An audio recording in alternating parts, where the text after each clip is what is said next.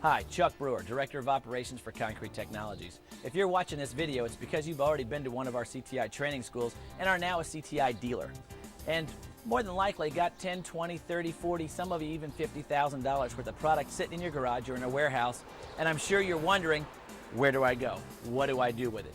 Well, today I'm going to take you out in the field and I'm going to show you what to do from start to finish to get that product off your floor and put money back in your bank account. Some of the things that you run into in the field, unlike what you're going to run into in a controlled environment, is vegetation, grass, trees, bushes, all of which that are on this job that we're going to show you what to do and how to handle.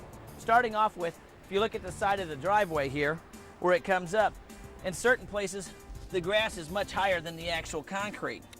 I mean, in this case, we're talking about the grass being 3 to 4 inches above the slab. What we're going to have to do is trim this grass back so we can actually get to the edge of the concrete. We're going to follow that all the way up. Now, once you get up here, you notice that it's perfect. We have great access to the side of the concrete for rounding the edges and cleaning this up. On both sides, you might need to edge the grass back or even use a weed eater, which we're going to use on the other side of the driveway today, to clean some of the grass down so you can actually get to the work area that you're going to be working on. Another thing you may encounter is landscaping.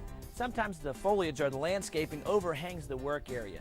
You want to do minimal impact on the landscaping, so we want to tie back and protect as much of it as possible.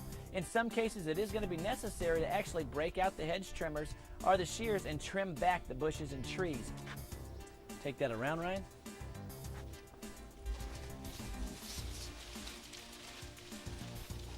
All the way up underneath.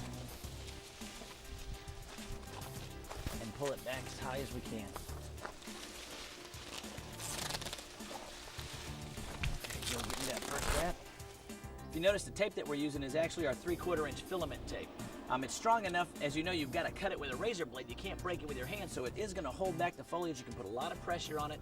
You can also tie it in a knot on the back side. That way, when you're done with your job and you're finished sealing, everything looks great, you can cut the cords and basically all the foliage swings back into place and it looks like you were never there. Voila. Now that we've tied the bush up, I'm going to clean out some of this undergrowth and it'll give us access to the edge of the concrete. Although we're not in the landscaping business, we're in the decorative concrete business, at times you are going to be required to do some landscaping. Tying back bushes, trimming, weed eating, edging. I made it standard practice just to make sure I've got a weed eater and an edger in my trailer at all times, because you can't always depend on the homeowner to do the necessary things that need to be done prior to you getting there to do your job.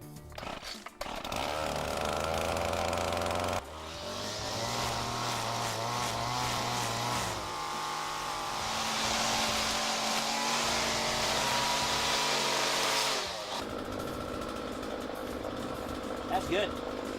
One more.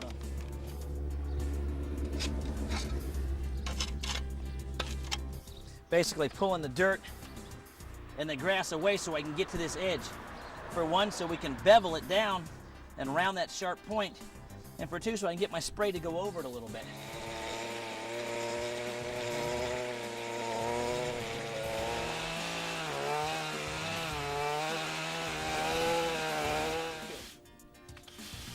Now you can see we've got about a 1-inch trench along the side of the concrete, which is going to allow us to get to it and bevel that edge a little bit with our grinder. As well as when we're done acid etching and we hit this with a power washer, it's going to clear this back a little bit so we can spray along the side as well with just our spray shields without getting too much on the grass. And again, if you can see that, a 1/2 inch, so minimal damage to the landscaping.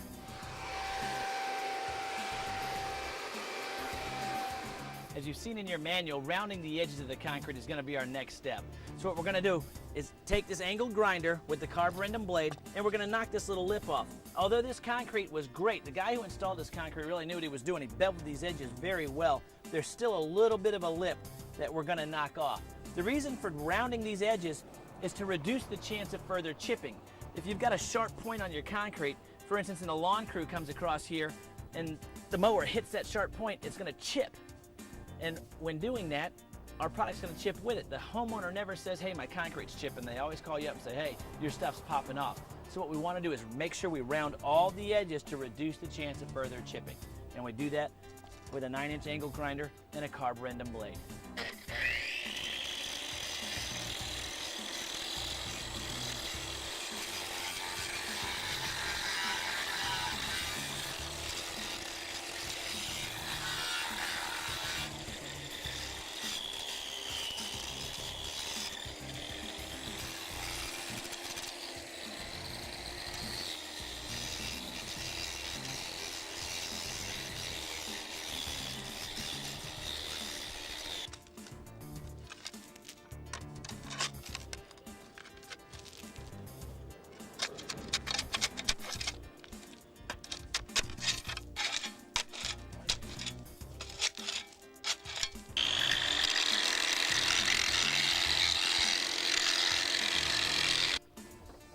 Now that we're done rounding all the edges, it's time to V-open all the cracks. We do that with our 4.5-inch angle grinder with the crack chasing wheel on it.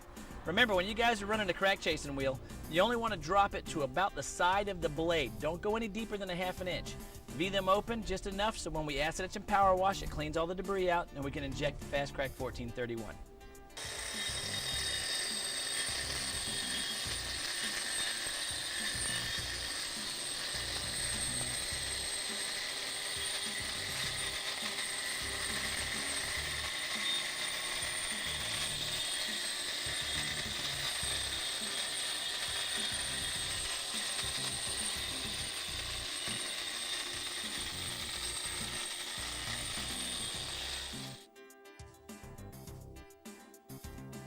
Our next step, acid etching and power washing.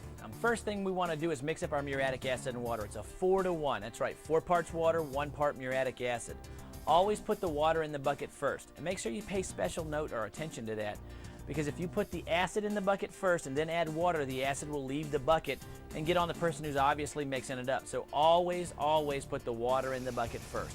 4 gallons of water, 1 gallon of muriatic acid. All right, again, muriatic acid. You can buy this in most hardware stores or pool supply stores.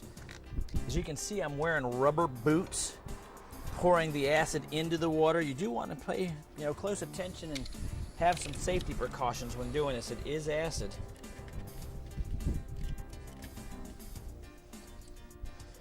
There's going to be some fumes that come out. It's not a really good idea to stand above the bucket. Stand off to the side with a good breeze like we've got going today. Pour your acid right into the water. Again, just remember when you're pouring the acid into the water, it is muriatic acid. It can be harmful if it gets on you, so pay close attention. And just like I told you at school, everything here is just common sense. Use your head when you're out in the field and it'll keep you out of trouble. Remember, it's very important to make sure your power washer is going to start prior to you actually pouring your acid and water and spreading it out over the concrete. So hook up your power washer, fire it up, make sure it's going to run, shut it back off, and then spread your acid and water so you know your equipment's going to start when it comes time, because you do not want the acid and water to dry on the slab.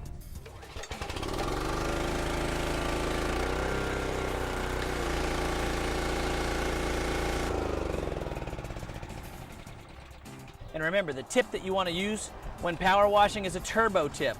Don't use a 25-degree tip or a 0-degree tip. You always power wash with a turbo tip whenever possible.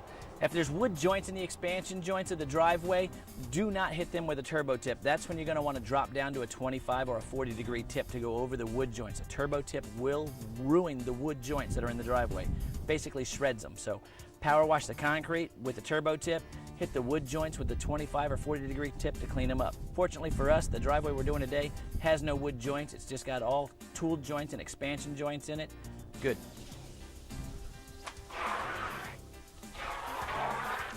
Squeegees are far better than brooms when spreading your acid. 2 reasons. 1, it doesn't flick the acid up on the vegetation. For 2, you've got more control when you get near edges with a rubber squeegee than you do with a broom. Let me give you some examples. When you've got the bristles of the broom, you're pushing into that wet acid, the bristles flick. And when doing so, they're gonna flick the acid and water up. And it's gonna land on the leaves and the vegetation and can create some brown spots. Again, so use the squeegee, spend a little bit of extra money, get yourself a good concrete squeegee, and it'll last you for years. Again, a good concrete squeegee is gonna help you actually control that acid and water a lot better. It helps you get up along the edges, pull the acid back, it helps it roll over the edges of the concrete that we've already rounded, and just gives you better control of the chemical and water that you're putting down so you don't damage the vegetation. As you can see, after I spread the acid, I've got Ryan coming right in behind me and soaking the slab down to ensure that the acid and water doesn't dry on the concrete. Sometimes it does and you have to re-acid etch. If you can avoid it, keep the concrete wet while you're working with your acid and water. Once you put the acid on, you spread it out. Have somebody come behind you shortly after and keep the slab wet as you go.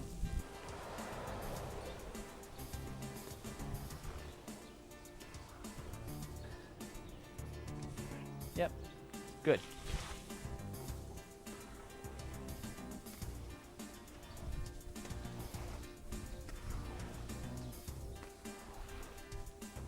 All right, we've got a little better than a half a bucket of acid and water left. The one thing you don't want to do is discharge this acid and water into the customer's lawn or into their hedges, because it will kill the bushes, guys. What we want to do is take this leftover acid and water, spread it back out across the job. We've got 1,100 feet of concrete that we're doing here today, so I'm going to spread it back out across the job. That way when we power wash it off, it doesn't harm anything. Some of the vegetation that actually winds up growing through the job, grass, roots, and even old trees at times, growing through the expansion joints between the acid and the power washing that we're going to do will be removed. So don't worry too much about these on the front end. Your power washer along with that acid is going to kill them and remove them.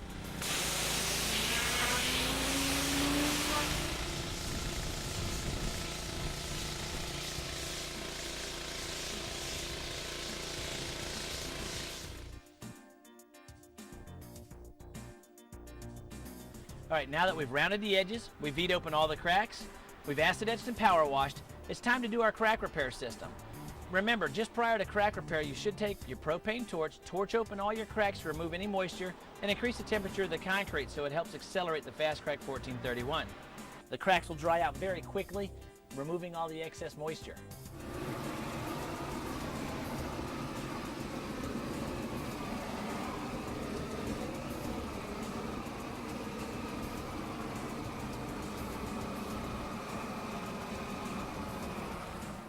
When you open your Fast Crack 1431, you're going to notice there's 3 loose components in there.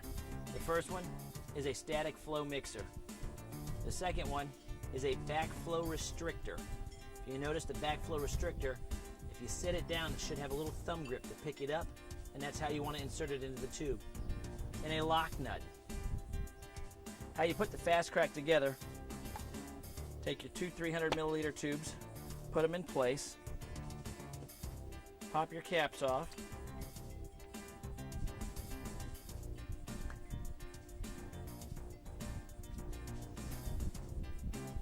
place the backflow restrictor over the 2 spots, making sure one hole is on either side.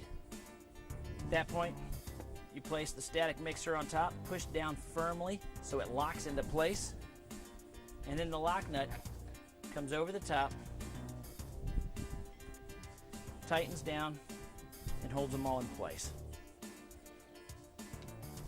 You always want to take a test shot to make sure that the Fast Crack is thoroughly mixed. When it comes out the tubes purple, you know it's mixed correctly. If it comes out yellow or brown, it's not mixing, so stop what you're doing. Make sure that when you're shooting the Fast Crack out into the cracks, it's coming out a solid purple color.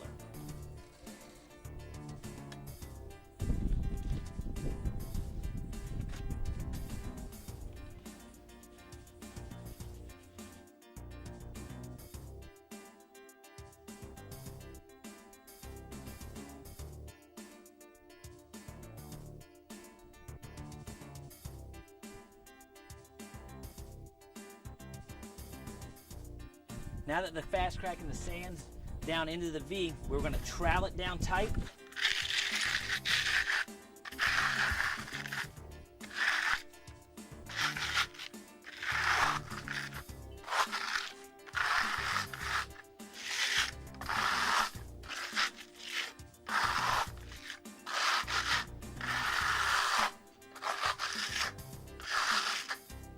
And then we're going to rake it flush.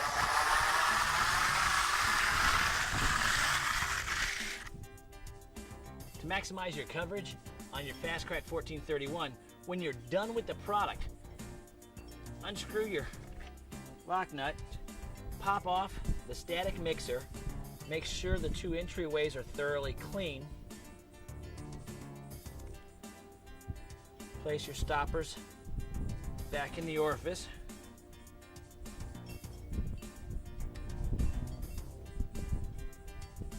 put your cover cap back on the top.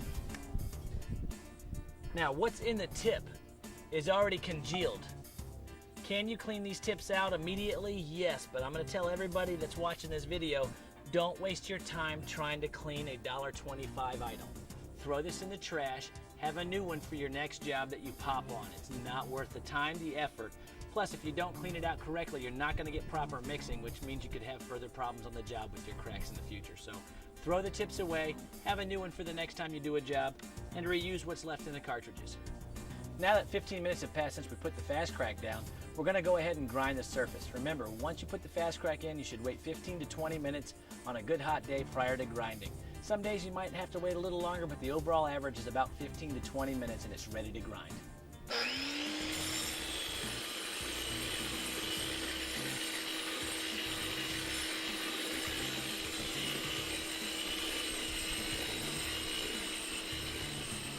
If you notice here, there's a little spot where the fast crack, when we were grinding, it left a little divot. Don't concern yourself so much with putting more fast crack and sand in those areas, because when you put down your skim coat, you're going to fill and level off all these spots that are still a little pitted. So again, your skim coat's going to cover this. Don't worry about more fast crack and sand.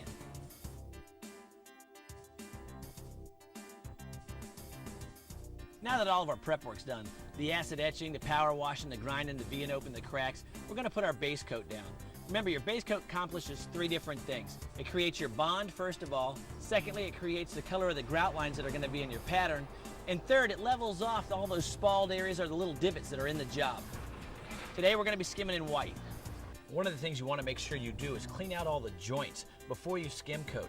Your tool joints and your expansion joints and your tension relief cuts, make sure they're clean and free of all dirt and debris. So when you go through there with your skim and you turn your margin trawl sideways, you can drag that mix out nice and evenly. If there's sand and debris in there and you skim over the top, later on it's going to pop off and it's going to start the edges flaking, and that's something you want to avoid.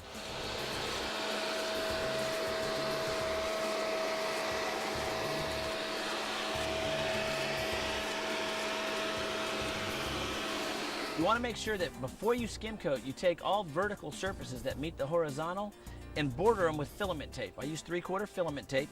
We're going to put it up against the wall side where the slab and the wall meet.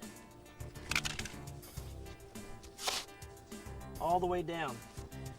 So when we bring our trowel in here and skim coat, a little bit of mix shoots out from underneath the trowel. It'll get up on the filament tape, not on the walls. And when we're done, we pull it clean and we've got a nice even line.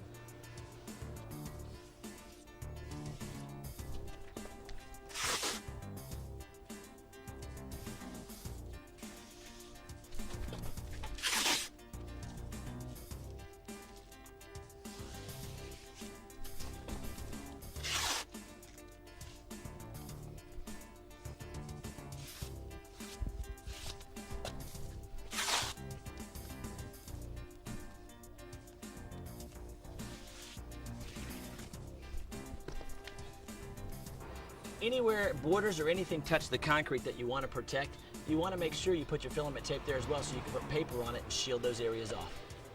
Remember, mixing up your skim coat, your ratio starts at 5.5 quarts. I say it in school and I can't preach this enough. 5.5 quarts is a starting point. It's not an exact science. So as you mix up your skim coat, start off with 5.5 quarts, 1 cup of color.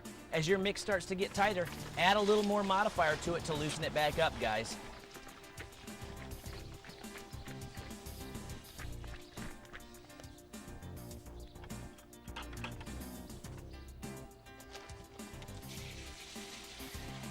Guys, remember, 1 cup of color, 5.5 quarts of modifier, and 1 bag of grout for your skim coat. Colorant. Always make sure the lid's on tight and that you shake it up real well prior to mixing. Guys, remember, all the batch numbers on our liquid components, colorant, modifier, clear, the batch numbers are affixed to the lids or on top of the cans. The grout, the batch numbers are affixed to the bottom of the bag. Make sure you remove all the batch numbers on each job and affix them to the warranty sheet and follow the instructions on the warranty sheet in order for your warranties to be valid. Don't force your skim coat down. If it's too thick, don't wear yourselves out putting it down. Your skim coat should be nice, thin, and easy to apply. Remember, make sure your lids are tight on your colorant. Always shake your colorant up before mixing. You want to make sure that the pigments are completely suspended throughout the product. Yep, always make sure your lid's on the colorant. So it's 5.5 quarts of modifier, 1 cup of color, 1 bag of grout.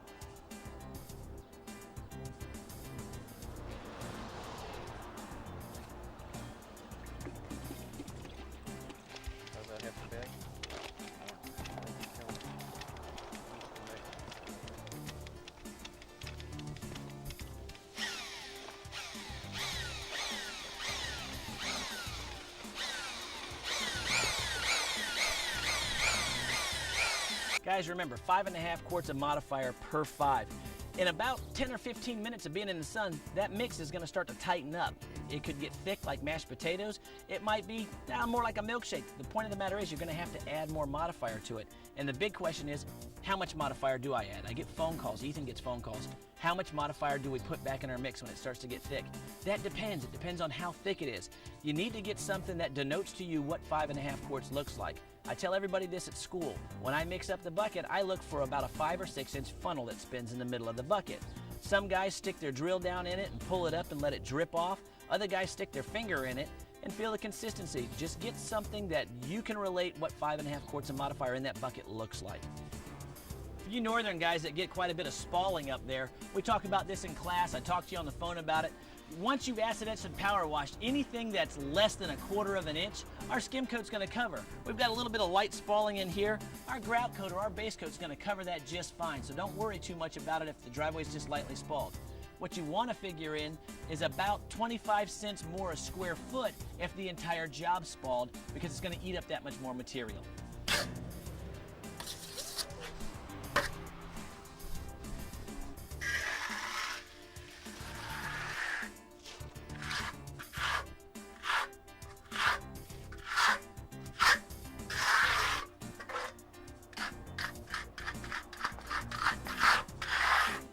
Ethan, you got that paintbrush? Yeah.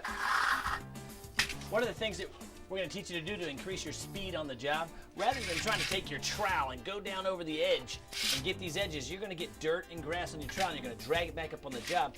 Have one of your helpers take a bucket full of the mix, or as you run mix over the edge lightly, have them bring a paintbrush and come down the side and brush that mix on there. Go ahead.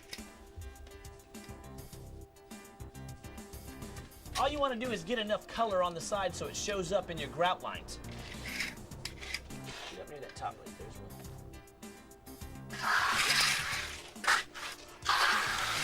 If the concrete's too dry, your mix is going to tighten up very fast. Another thing you're going to want to do is to actually prime using a little bit of water out of a pump sprayer. When I say prime, we actually mean just tempering the slab, putting a light mist of water over the concrete to change the color. It slows down the absorption rate. It maximizes your coverage and makes your skimming go a lot faster. Skim coating. When you guys go to skim coat, sit your trowels down, and where your calluses are, put it on top of the trowel and turn it upright like a knife. Skimming is best done at about a 45-degree angle. You want to take your trowel, I'll actually go in. Remember the tape we put up on the wall is to protect the wall, which allows us to get in there and actually push some of our mix right up on it, ensuring we got nice and tight to the wall.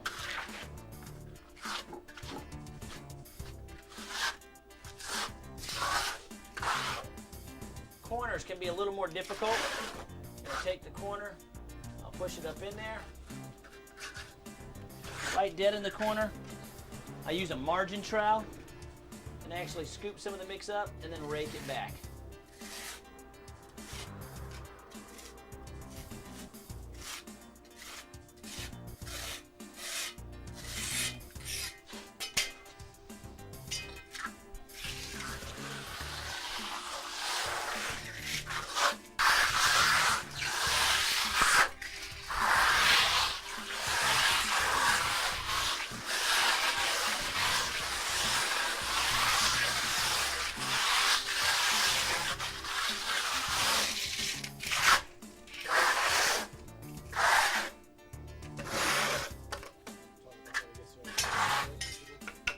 Guys, when your mix starts to get too thick to spread nice and even, remember earlier I said it should flow out nice and easy. Scoop it up and put it back in your bucket. All right, we need to temper this area down, guys, and pour some more mix.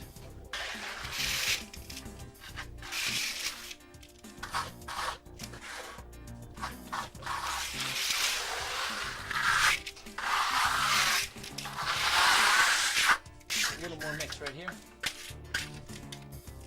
Just a little bit. There we go.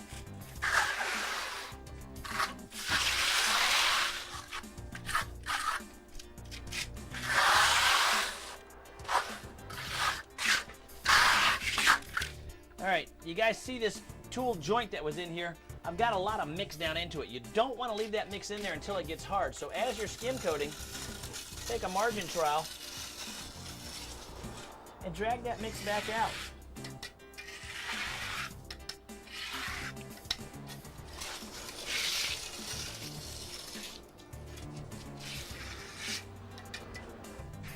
A little more mix.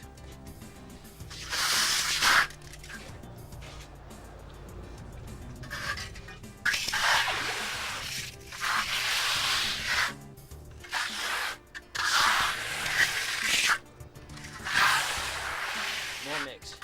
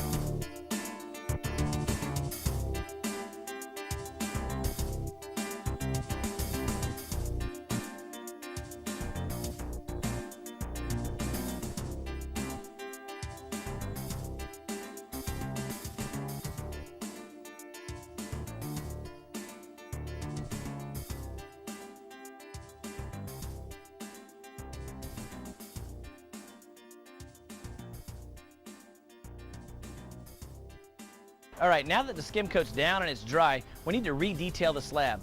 We're actually going to flat scrape, rock mop, rub brick. We're going to take the rub brick and go along the edges of the driveway to actually get that extra lip that we put back on there with our skim coat down. And we're also going to place our saw cuts. We talk about placing saw cuts at school. There's no right or wrong time. You can place them before you skim coat or after you skim coat. It's a matter of choice. I choose to place them after I skim coat. I also put utility flags on either end of my crack repair so I know where the crack was, so when I place my saw cut, I know where to lay my tape and make a nice straight line.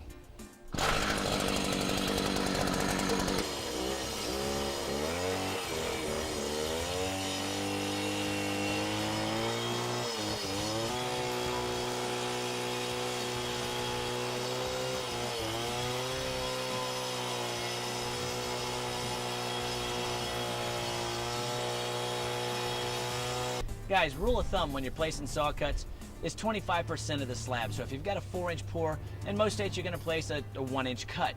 We're going in after the fact. The concrete's already broke, and the weakest spot on that concrete is our actual crack repair. So we want to make sure that when we place saw cuts, minimum 2 inches, 2.5 inches is even better, but a minimum 2-inch saw cut. The next step is to re-detail the slab. This is where we take our handheld rub bricks, go around all the edges to make sure that our skim coat is nice and rounded following the curves. We're going to flat scrape, rock mop, broom and blow the job down, and get it ready to tape.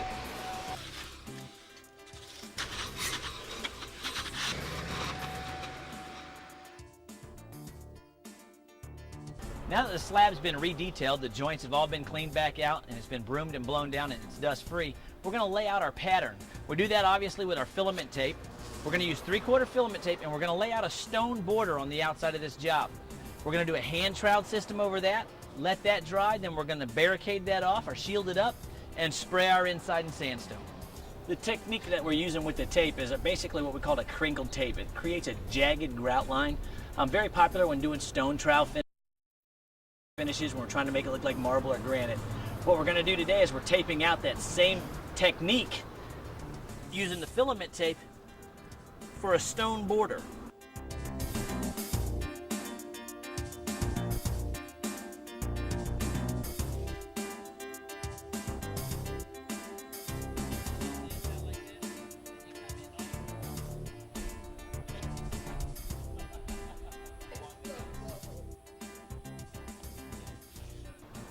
What I've got Ryan doing is actually putting down 2-inch masking tape as a buffer to our filament tape. What it does is it creates a 2-inch zone for us to put our paper and tape on rather than trying to come in and follow that jagged edge, which is a real pain in the butt at times. This just makes it faster and easier for your shields. Now that our border has been taped off and shielded off with paper, we're going to mix up our chocolate mix and actually do a hook trowel system to create a stone texture for the outside edge of the driveway. A little more. Good.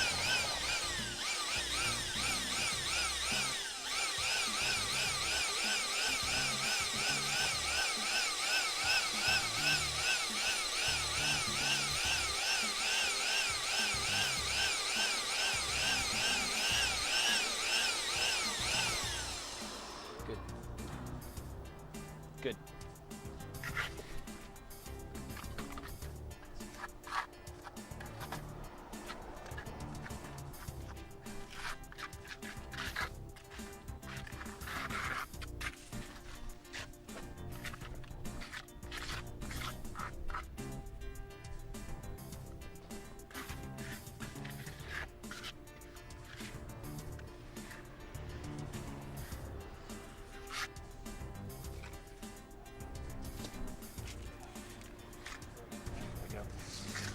Pour a little bit over there. Ryan, I need a little more mix. Right here. Good.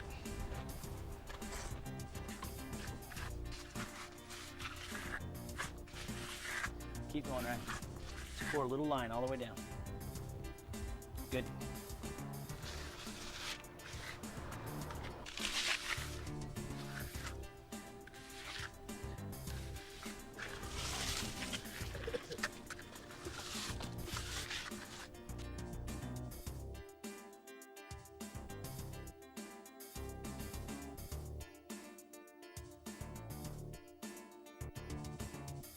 We've done the stone trowel technique on the border. I'm not going to spend much time showing you how to do that technique because we already have a video in your package called Stone Trowel Finish on how to do this specific technique. I just wanted to make sure everybody understood the colors that we were going to put on. We're going to put on terracotta, sandstone, and forest green for the colorization in the borders. You guys can see how fast the stone trowel finish actually starts to look like stone just in between the steps. The last color being your lightest color, sandstone, really brings the tips or the tops of those stones out, making it look much deeper than it actually is.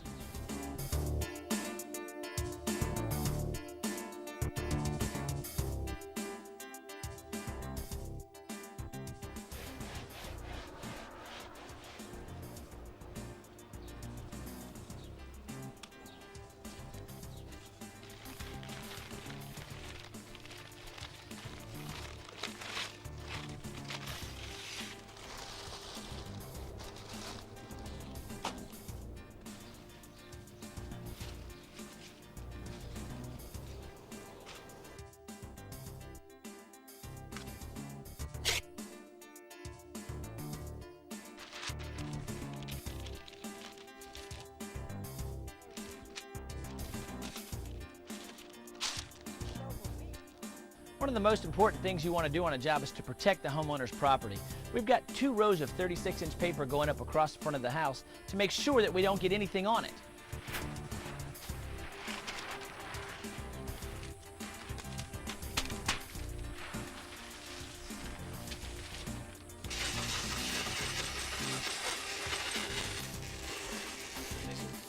Yeah, that should make it.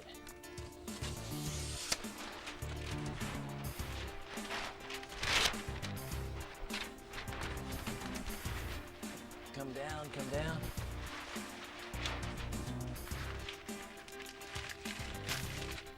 A common phone call we get at CTI from a homeowner is that the guy sprayed something on their house or either got their lawn ornaments. As you can see, this sprinkler head is within 1 foot of where we're going to be spraying concrete. So we're actually going to wrap up the sprinkler head to protect it. You guys, I cannot stress enough, protect the homeowner's property. You got a happy homeowner, you're going to have a lot more referrals. You want to make sure when you're covering up the vegetation of the foliage that you don't use visqueen or solid plastic tarps. You want to make sure you use something that's breathable, that protects the plant but still allows it to breathe. If you use solid plastics, you're going to wind up causing a greenhouse effect and burning the vegetation. It's time to mix up our main shoot or our main spray coat. Remember, for your main spray, it's 5 quarts of modifier, 1 cup of color, and 1 bag of grout.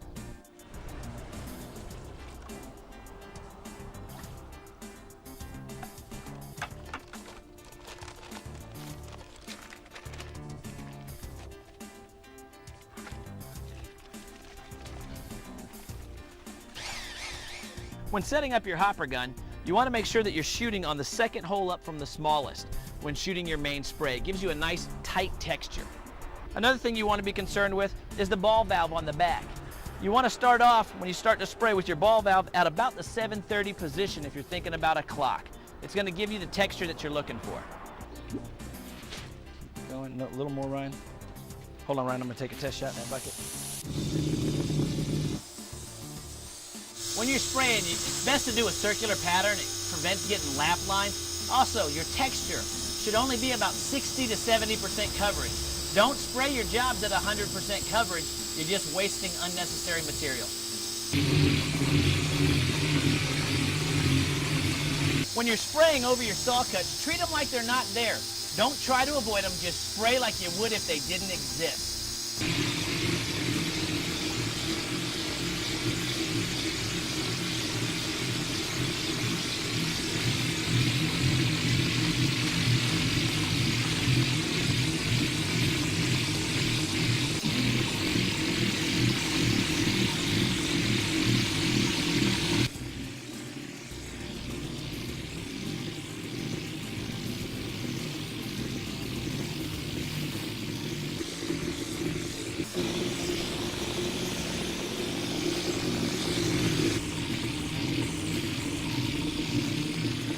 All right, putting our second spray coat on over the top, you want to make sure that you're wearing golf cleats so you can walk back over the top of your product. They're very important. Don't use aerator spikes for the lawn. Make sure you use metal spiked golf shoes. See, we've got the hose stretched out across the job doing our second spray. You always want to make sure you've got somebody holding the hose so it doesn't drag through your mix. It's not that we're worried that the hose is going to actually mark the job. We're more worried that it's going to mar the job. So make sure you do not drag your hose on your job. Have adequate help. Guys, you always want to make sure that you go back through and respray or look at your jobs for hot spots. Grab some extra mix in the main color that you were spraying in and just even the job out. That's what we're doing here. We put our first spray down. Once it started to dry, we saw we had some hot spot areas. We loaded some more sandstone in and we're just evening it out. After your main spray, it's time to highlight. You always highlight with at least 3 colors minimum and highlight from light to dark. Today we're going to highlight with white, desert baize, and chocolate, and then go back to your main spray, whether it's sandstone, almond, whatever your main color is, highlight with that last.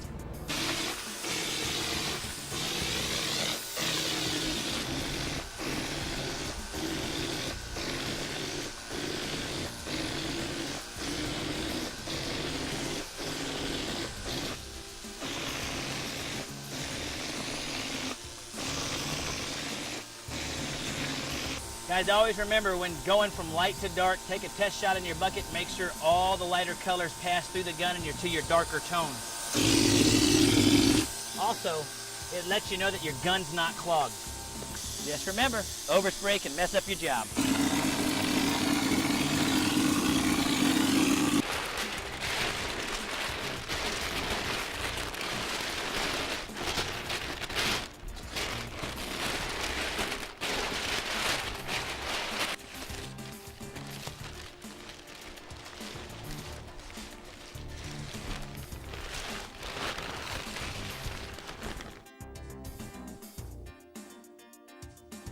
We finished applying our highlights. They're all dry now. We've removed the paper. Now it's time to pull the tape on the borders. Then we're going to flat scrape, broom the job off, blow all the debris off, and apply 3 coats of sealer. You want to make sure you go along the edges of your slab and detail them again. Use your flat scraper or your margin trawl to pull that excess mix that's gotten on the grass in between your spray shields off. You take the flat scraper, go down, and pry it back. So we're back down to the dirt right next to the job. Guys, you can see where the hand-troweled stone actually filled in the tension relief cuts. I'm going to take the saw at this point and reopen all my tension relief cuts to make sure they're good and clean. By not doing this, it's going to crack and chip out later. So you want to make sure you reopen all your tension relief cuts and all your saw cuts in your job when you're done.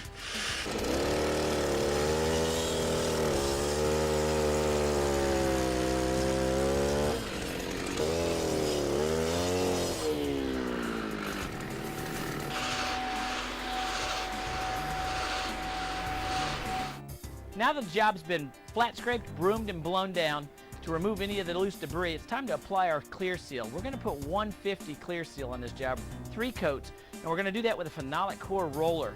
We tape up the rollers and then remove the tape to remove any of the loose nap that's on it so we don't leave it on the job. When you're applying your clear seal, guys, a couple of things you want to make sure you're paying attention to.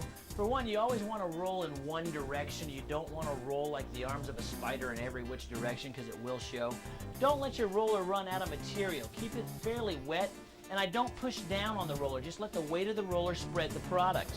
A few rolls and another dip. Apply it very liberally. Now you don't want to flood it on there to the point that you can't actually see the job you're doing, but a nice even coat.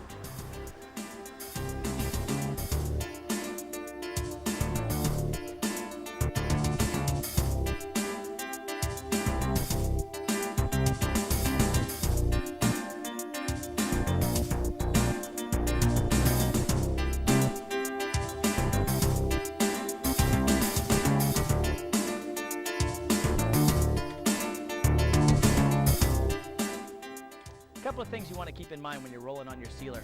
First, keep your bucket fairly close to where you're rolling. You don't want to have to drip that sealer all the way across your job to start rolling. Second, don't roll your roller till it's out of material. Keep it good and wet. Third, always roll in the same direction, because if you roll or cross roll or spider roll, you're going to see your roller marks. Just some helpful hints. Also, never back roll once the product's set up or started to dry for at least 5 minutes. If you go back 5 minutes later and try and touch up a spot,